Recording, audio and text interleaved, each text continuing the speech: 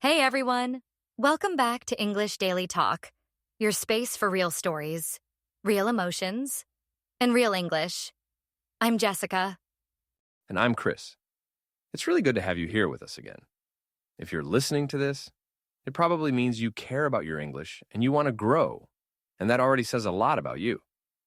Today's episode is episode 11 in our C1 series, and it's called Don't Compare Yourself to Native Speakers. Oof, that title already hurts a little, doesn't it? Yeah, because almost every learner I've met has done this at some point. They hear native speakers talking very fast, using slang, making jokes, and they think, I'll never sound like that. And then the pressure starts. The shame starts. The little voice in the head starts whispering, "You're not good enough. You're too slow. Your accent is wrong. Your grammar is terrible." So in this episode, we're going to do what we always do in this C1 series. First, we'll tell you a story, a very human, very real story. Then we'll move into a reflection, where we'll talk more deeply about comparison, shame, and what fluency actually means. After that, we'll do our language spotlight, where we look at some C1 expressions from the episode and show you how to use them in real life. H. And finally, we'll close with a gentle reminder for your heart and your mind.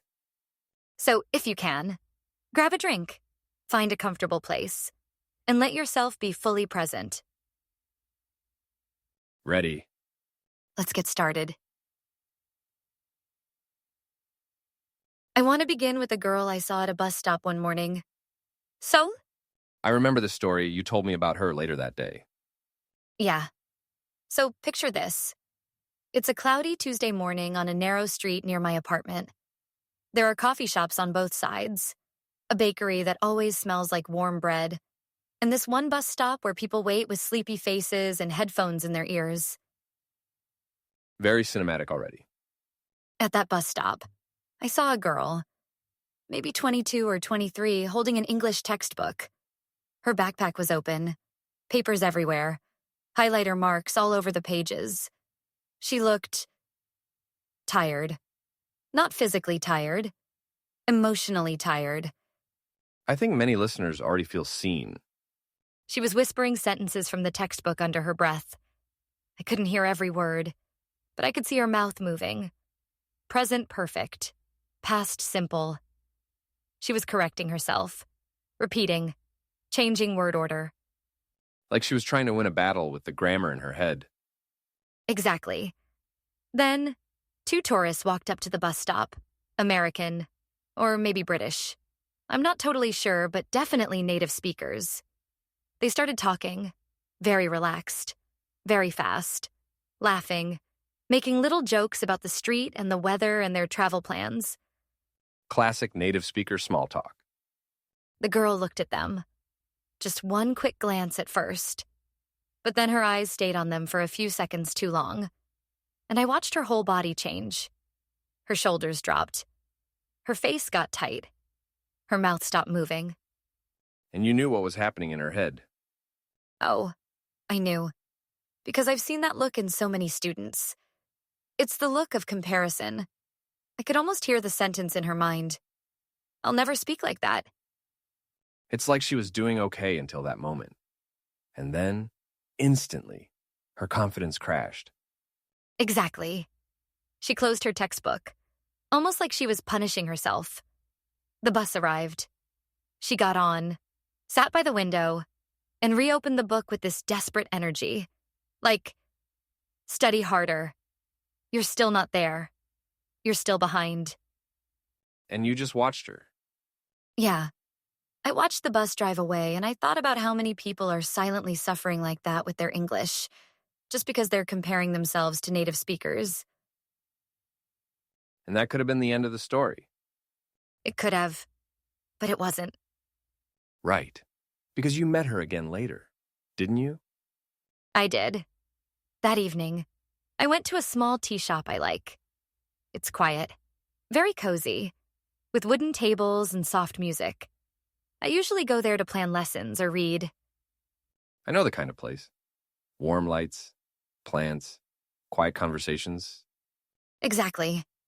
So I'm sitting there with my notebook, and I hear a very careful voice speaking English at the counter.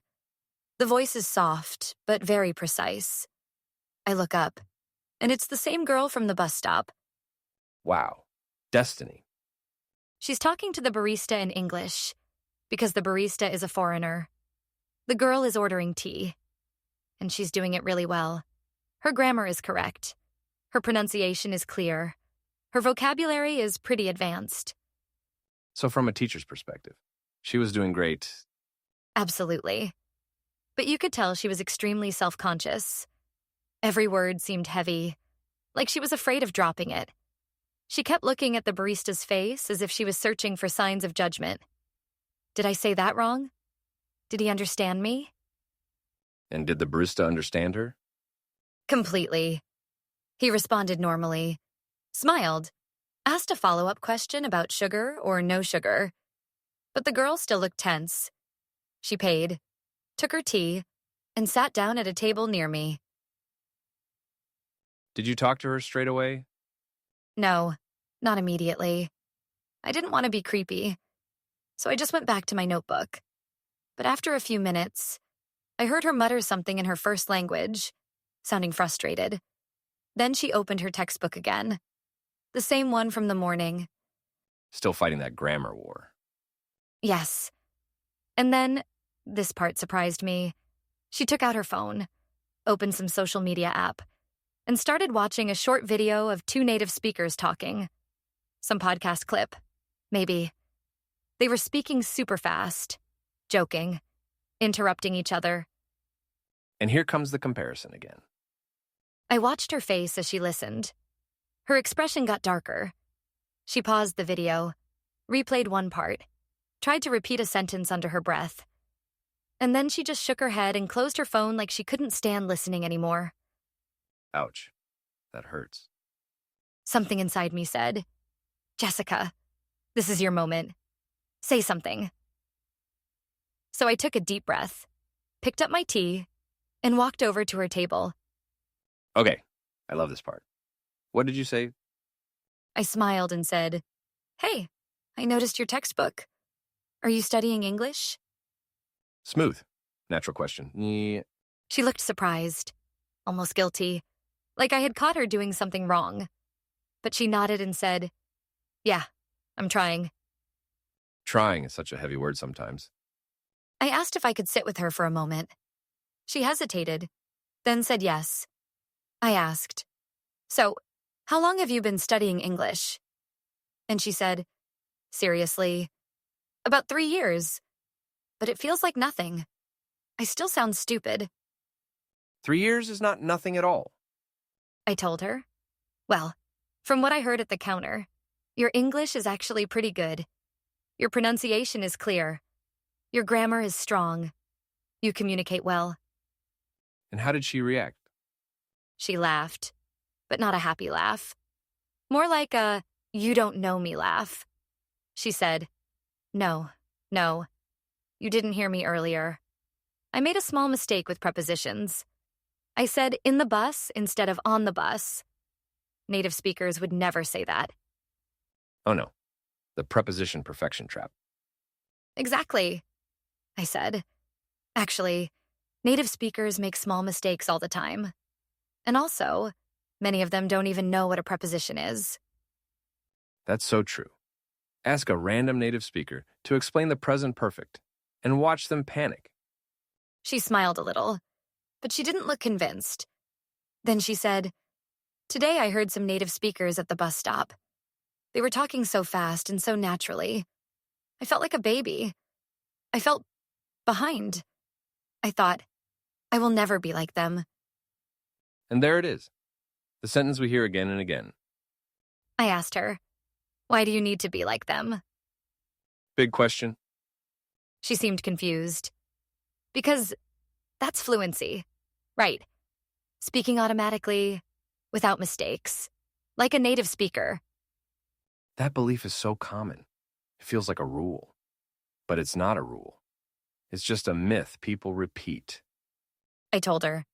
Fluency is not about copying someone else. It's about expressing yourself clearly, naturally, and confidently as you, your brain, your background, your identity. Did she say her name? Yeah. She told me her name was Lynn. I said, Lynn, your goal is not to become an English native speaker. Your goal is to become Lynn who can communicate in English. I love that. Like a specific version of yourself? She leaned back a little and thought about it. Then she said, but when I listen to podcasts or watch movies, they speak so fast. They use slang. They use idioms I don't understand. I pause every 10 seconds to look things up. And then I feel like I'm failing. I think a lot of people listening right now have had that exact experience. I asked her, do you understand this? And I started speaking clearly, at a natural but slightly slower pace, telling her about my day, my work, where I was from. Nothing too crazy, but real, natural speech. And how did she do? She followed almost everything. When she didn't understand a word, she asked, sorry, what does that mean? In perfect English, I answered, and we kept going. So in reality, she was already communicating at a strong level. Completely. After a few minutes, I told her, what we just did, that is fluency. You understood me. You asked questions. You responded. We had a real conversation. That's it. And did she believe you? She went quiet for a moment. Then she said, but my accent, Ah, yes. The eternal my accent is bad moment. she said. I still have a strong accent. When I hear myself, I hate it. Native speakers sound so beautiful. I sound broken. That's so heartbreaking. I told her, your accent tells your story. When I hear it, I don't think broken. I think Lynn has lived a life in another language, and now she's bringing that life into English. That's a beautiful way to put it.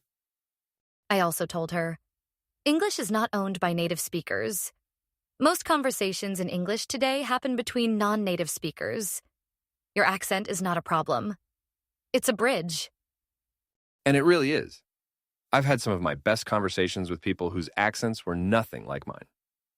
She looked at me and said, so, you think I don't need to sound like a native speaker? That's the moment. Right. The crack in the wall. I said, no, you don't need to sound like a native speaker. You need to sound like yourself in English. Clear, confident, and human. That's enough. And how did she react to that? She smiled, but her eyes got a little shiny. She said, no teacher has ever said that to me.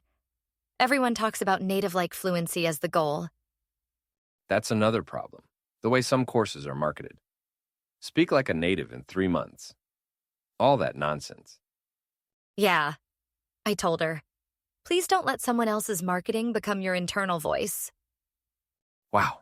Say that again for our listeners. Please don't let someone else's marketing become your internal voice. Because those headlines are designed to make you feel not enough, so that you buy something. And then you start comparing yourself to a fantasy and unrealistic benchmarks. Exactly. I told Lynn, you have a different timeline, a different background, a different brain. You are not behind. You are just on your path. Did she say anything before you two said goodbye? Yeah. She looked down at her textbook, then at her phone, then at me. And she said, so, it's okay if I never sound like a native speaker. What did you tell her? I smiled and said, it's more than okay. It's normal. It's human. And your English is already doing its job. You just don't give it credit yet. I love that so much. Before I left, she said, thank you. Today, at the bus stop, I felt like giving up. But now I feel lighter. Maybe I can just try to be better than yesterday, not better than native speakers. That's the shift. That sentence right there. Yeah. I walked home thinking about how many other learners need to hear that same message. Don't compare yourself to native speakers. Compare yourself to who you were yesterday. Okay, let's breathe with that for a second. Yeah. If you're listening, maybe you can just pause inside for a moment. Notice if you compare yourself a lot to native speakers, to influencers, to other students in your class. And if you do, that doesn't mean you're weak or stupid. It just means you're human, and you live in a world that constantly invites comparison. Social media doesn't help.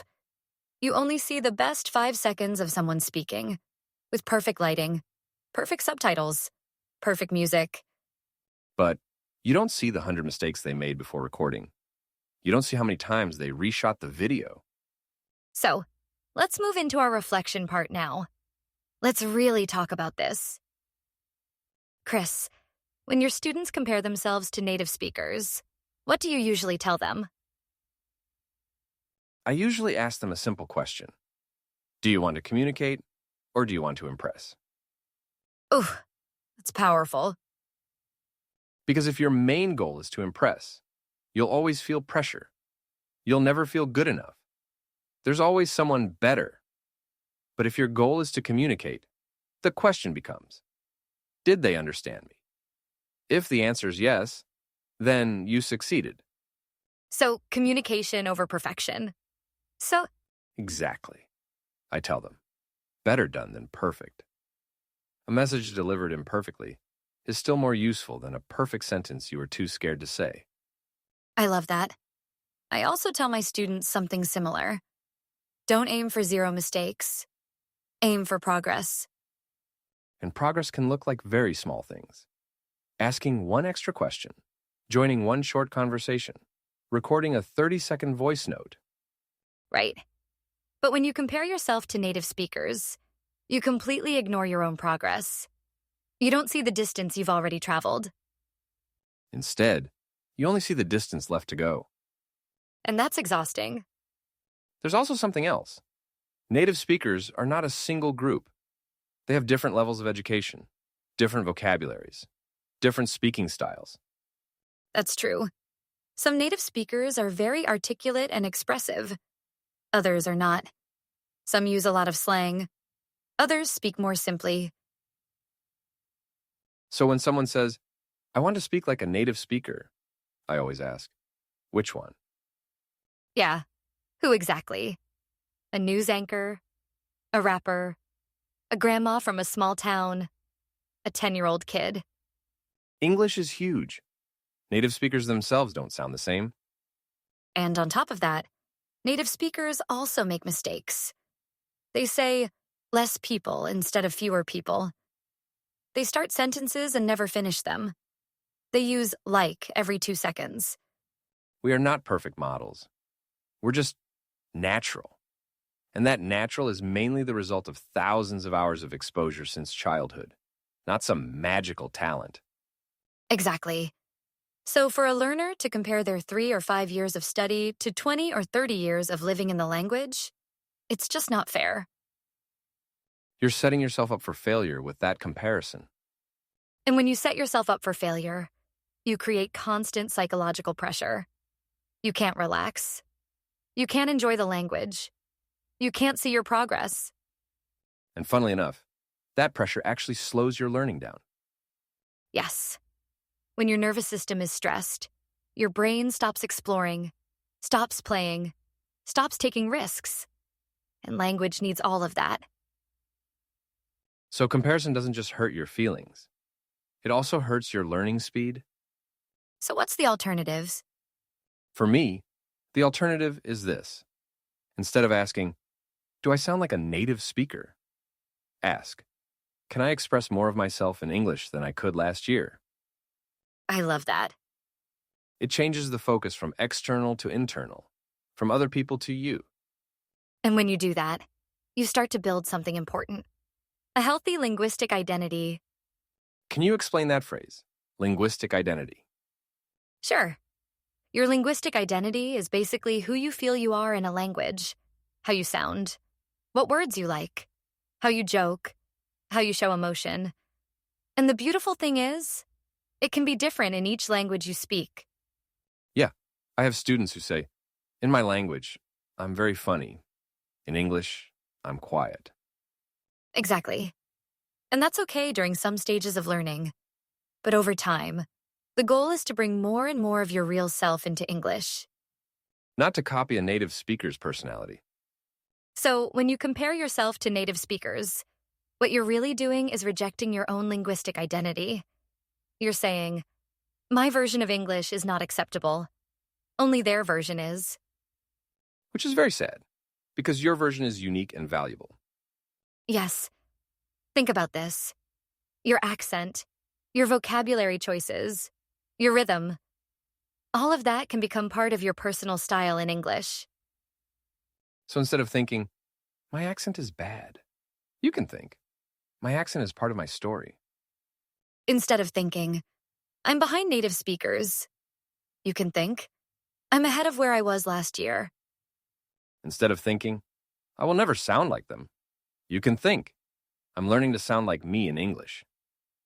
That shift might sound small, but it's huge. So, Okay, I think this is a good moment to move into our language spotlight. yes, let's take some of the more advanced expressions we've been using and help you really notice them and maybe use them yourself. As always, listen first. Then, if you can, repeat or even write them down. Expression number 1, to set yourself up for failure. This means to create a situation where failure is very likely, almost guaranteed. For example, if you expect to sound like a native speaker after 1 year of study, you're setting yourself up for failure. You can also use it in other contexts. If you never sleep and drink 5 coffees a day, you're setting yourself up for failure at work. Expression number 2, an unrealistic benchmark. A benchmark is a standard you use to measure yourself. If it's unrealistic, it's not fair or reasonable. For example, comparing yourself to native speakers can be an unrealistic benchmark.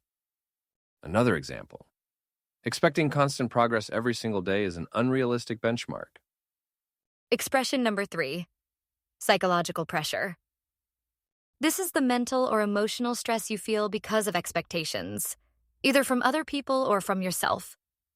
For example, constantly comparing your English to native speakers creates unnecessary psychological pressure.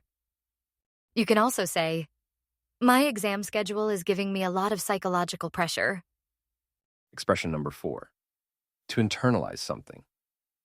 This means to take an idea so deeply into your mind that it becomes part of how you think, often without noticing. For example, many learners internalize the belief that native speakers are the only real English speakers. Or, if you hear your accent is bad many times, you might internalize that message and feel ashamed of speaking. Expression number 5, a self-imposed limitation.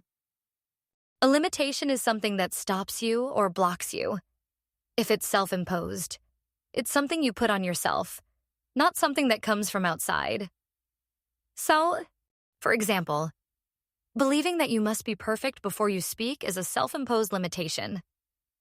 Another example, refusing to talk to native speakers because you're afraid is a self-imposed limitation. Expression number 6, linguistic identity. We already talked about this one a little.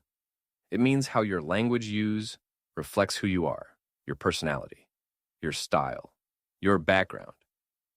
For example, your accent is part of your linguistic identity. You don't have to erase it to be fluent. Or, when I moved to another country, I had to rebuild my linguistic identity in the new language. Expression number 7, to reframe your mindset. To reframe something means to change the way you look at it, like putting a picture in a different frame. Your mindset is your way of thinking. See? For example, instead of seeing mistakes as failures, you can reframe your mindset and see them as feedback. Or, you need to reframe your mindset from, I'm not as good as native speakers, to I'm improving every week. Expression number 8, communicative competence. This is a more technical term, but very useful at C1 level. It means your ability to communicate effectively, not just your grammar, but your vocabulary, your pronunciation, your ability to choose the right style in different situations. Mm-mm. For example, communicative competence matters more than sounding exactly like a native speaker. Or, a learner with high communicative competence can handle real-life situations even if they still make small mistakes. Let's add one more expression as a bonus. To give something credit. To give something credit means to recognize its value, to admit that it did something good. For example, your English is already doing its job. You just don't give it credit yet. Or, she's very talented, but she never gives herself credit for her hard work. So, if you want, you can pause here and repeat some of these expressions with your own examples. That's a great way to make them part of your active vocabulary. And remember, don't worry about creating perfect example sentences. Just try. Progress, not perfection, will... Before we close, I want to speak directly to the person listening right now who keeps comparing themselves to native speakers. Yes, this part is for you. Maybe you listen to podcasts and feel slow. Maybe you watch movies with subtitles and feel stupid. Maybe you have friends who learned faster than you and you feel behind. Maybe you avoid speaking in front of native speakers because you're scared they'll judge your accent. So, Maybe you replay your mistakes in your head at night. One wrong tense, one strange pause, one pronunciation error, and you feel ashamed. if that's you, we just want to say, we see you, we hear you, and you are not alone. But we also want to say this very clearly. Native speakers are not your finish line. Your past self is your only fair comparison. Ask yourself, can I express more of my thoughts in English now than I could 1 year ago? If the answer is yes, then you are succeeding. Ask yourself, can I understand more than I could before? If yes, you are succeeding. Ask yourself, do I recover from mistakes faster than before? If yes, you are succeeding.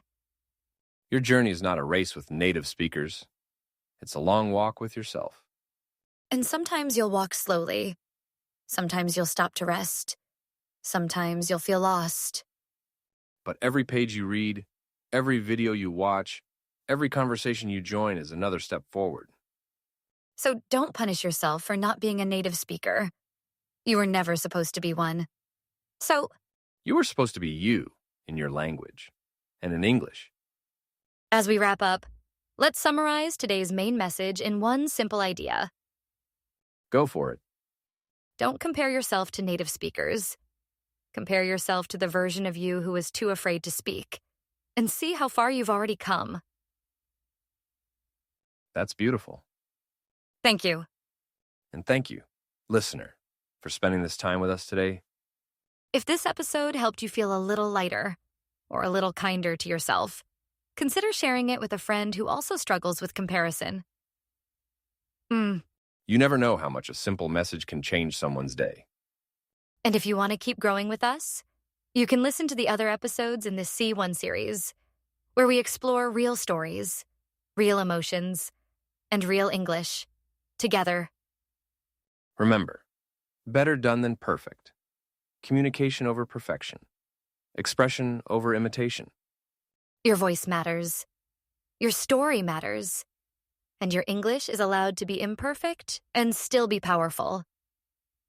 Thank you for listening to English Daily Talk. Take care, everyone. And keep speaking.